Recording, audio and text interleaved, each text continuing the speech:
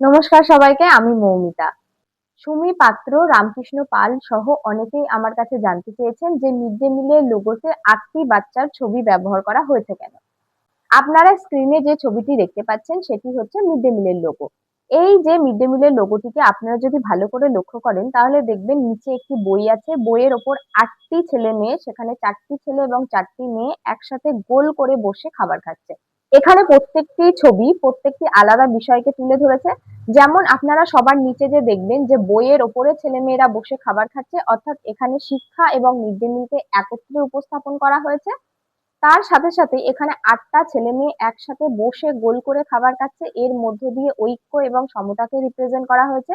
যেখানে জাতি, বর্ণ, লিঙ্গ ভেদাভেদ ভুলে গিয়ে বাচ্চারা একসাথে বসে খাবার খাবে, তাদের মধ্যে সৌভ্রাতৃত্ব বোধ গড়ে উঠবে।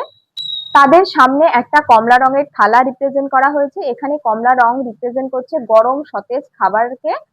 আপনারা যদি ভালো করে মিড ডে মিলের লোগোটি লক্ষ্য করে থাকেন তাহলে আপনারা জানবেন যে মিড ডে মিলের লোগোতে কিন্তু কোনো রিজিওনাল ল্যাঙ্গুয়েজ ব্যবহার করা হয় না। মিড ডে মিলের লোগোতে কিন্তু হিন্দি এবং ইংলিশে লিখতে হবে, কোনো রিজিওনাল ল্যাঙ্গুয়েজ ব্যবহার করার কোনো নিয়ম নেই। মিড ডে মিলের লোগোতে ৮টা বাচ্চার ছবি ব্যবহার করা হয়েছে। আমরা সবাই জানি মিড ডে মিল ক্লাস 1 থেকে 8 পর্যন্ত ছাত্রছাত্রীদেরকে খাওয়ানো হয়ে থাকে।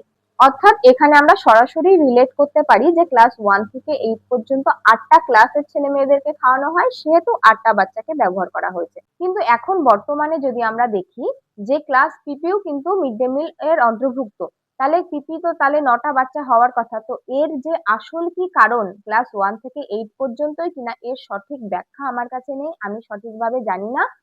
এই যে 8টা ক্লাসের জন্য 8টা বাচ্চাকে রিপ্রেজেন্ট করা হয়েছে, এর কোনো লিখিত নোট আমি কোথাও পাইনি। আমি গুগলেও সার্চ করেছি, আপনারা সার্চ করে দেখতে পারেন।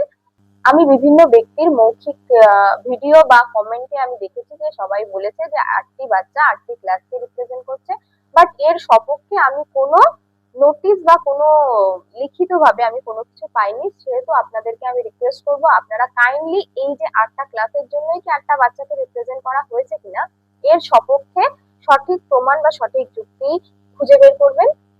আমার ভিডিওটি আপনাদের কেমন লাগলো অবশ্যই জানাবেন। যদি ভালো লেগে থাকে একটা লাইক, কমেন্ট, শেয়ার করে আমার পাশে থাকবেন। টেট ইন্টারভিউ রিলেটেড আরও কিছু যদি আপনাদের জানার থাকে তাহলে অবশ্যই কমেন্টে জানাবেন এবং আমাকে ফলো করে রাখতে পারেন। আমার তরফ থেকে আপনাদের জন্য রইল অনেক অনেক শুভকামনা। ভালো করে প্রিপারেশান নিন, আপনাদের ইন্টারভিউ ভালো হবে। ভালো থাকবেন সবাই।